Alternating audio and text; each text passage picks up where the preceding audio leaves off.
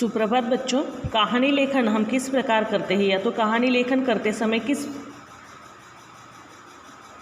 वास्तविकता का महत्व या तो किस कल्पना का प्रयोग करना पड़ता है, यह आज हम यहाँ पर देखेंगे। देखो, कहानी लेखन भी एक कला है। कहानी लेखन एक कला है, इसमें कल्पना का प्रयोग करना पड़ता है। अपनी कल्पना से यहाँ पर कहानी लिखनी पड़ती है। मतलब हमें ही इमेजिन करना है कि यह घटा होगा, यह हुआ होगा, इस प्रकार से होने वाला होगा, इस प्रकार हमें कल्पना करनी है। मतलब हमें इमेजिन करना है और हमें यह कहानी पूरी करनी पड़ती है। साथ ही यह भी देखना पड़ता है कि वास्तविकता कायम रहे।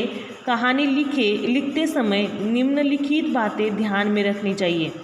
और साथ ही यह देखना पड़ता है कि वास्तविकता कायम रहे, मतलब कायम वास्तविकता रहे। कहानी लिखते समय निम्नलिखित बातें भी ध्यान में रखनी चाहिए।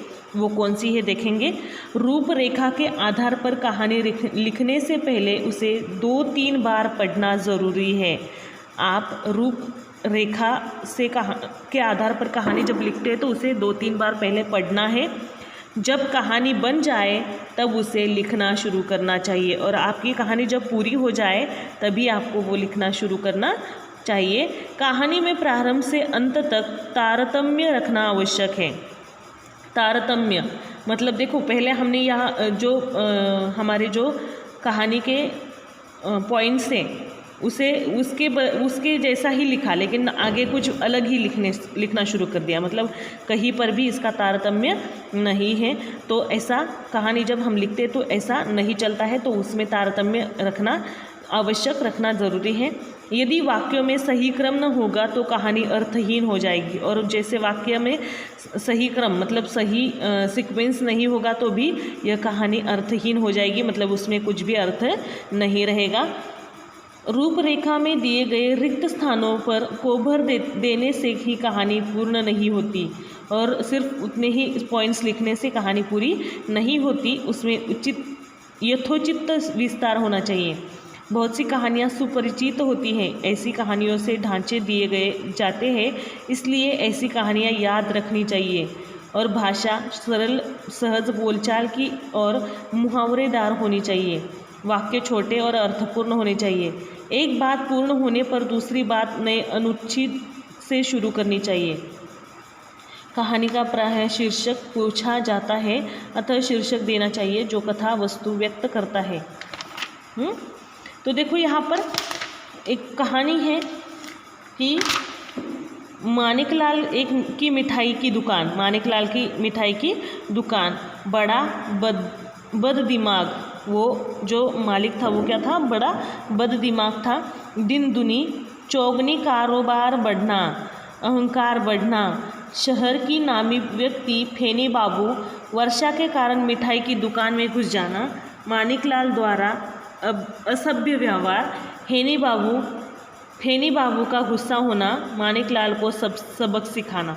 यहाँ पर देखो, गौरीपुर नामक, आप कोई भी एक नाम गांव का नाम लिख सकते हैं, कोई भी नाम हो। आप कहानी लिखते समय कोई भी गांव का नाम लिख सकते हैं। ऐसा ही नहीं कि कुछ हमारे जैसे गांव, कोई भी गांव का नाम आप पहले लिख सकते हैं। तो देखो,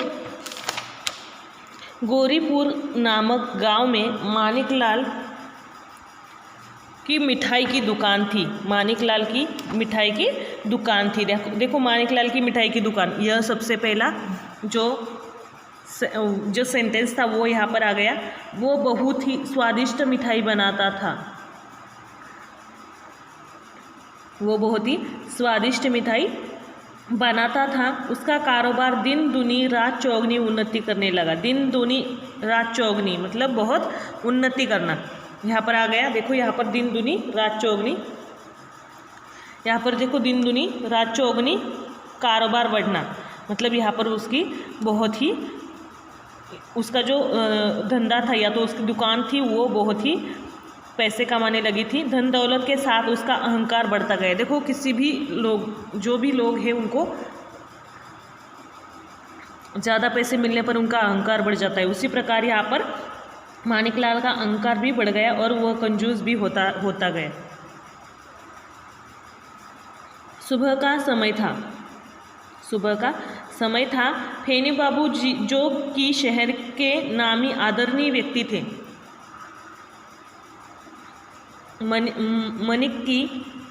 मानिक की दुकान के पास से गुजर रहे थे। अचानक जोर से वर्षा होने लगी। वर्षा मतलब बारिश।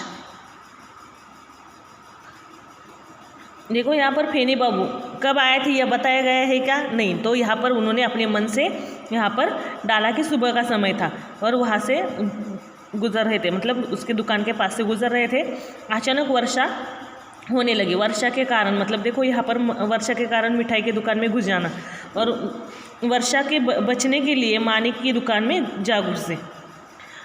मानिक ने उन्हें घूरते हुए कठोर स्वर में कहा, मुझे वे लोग बिल्कुल पसंद नहीं जो दुकान में मिठाई को सिर्फ ललचाई नज़रों से देखने आते हैं। अभी देखो यहाँ पर फेनी बाबू को उसका यह असभ्य व्यवहार बहुत बुरा लगा। यहाँ पर देखो मानिकलाल द्वारा असभ्य व्यवहार बुरा लगा। उन्होंने सोचा कि इस बद दिमाग आदमी को ऐसा पाठ पढ़ाना चाहिए जिससे यह जीवन भर न भूल सके। यह सिर्फ एक आदमी कर सकता है, गोपाल भांडा। और फेनी बाबू गोपाल के घर जाकर उसे सारी घटना विस्तार से कह सुनाई। गोपाल ने कहा कि आज शाम को ही मैं उसकी दुकान पर पहुंचता हूं। शाम को मानिकलाल का बेटा दुकान पर बैठा था।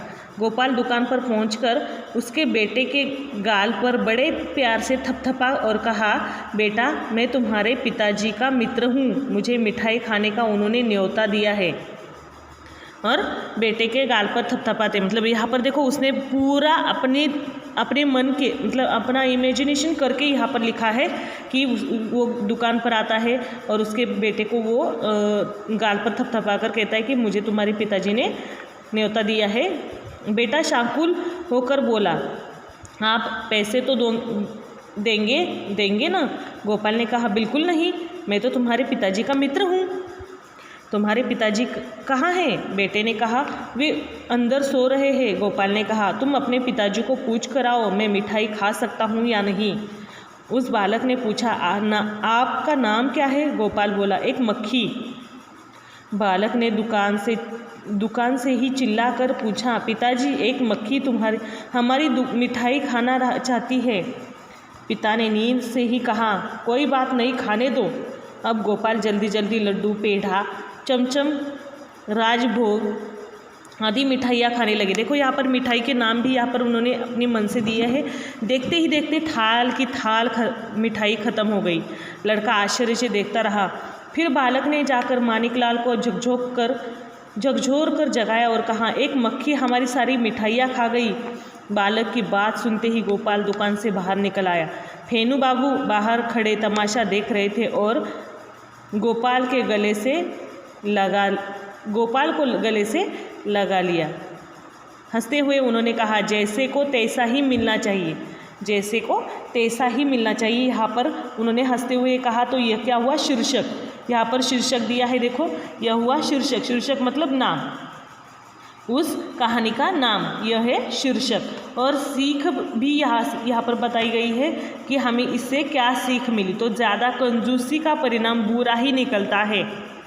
ज़्यादा कंजूसी का परिणाम बुरा ही निकलता है, यह है सीख। आप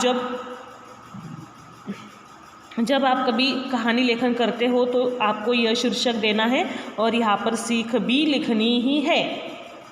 ठीक है, समझ में आया किस प्रकार हम यह कहानी लेखन कर सकते हैं। यही हमें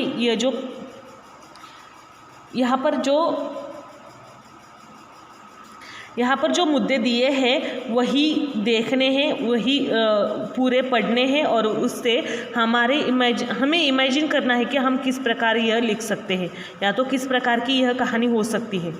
हाँ, और ध्यान रखना है शीर्षक और सीख हर बार लिखनी ही है, कंपलसरी आपको लिखनी ही है, नहीं तो आपके मार्क्स कट हो जाएंगे। ठीक है, ओके, धन्यवाद।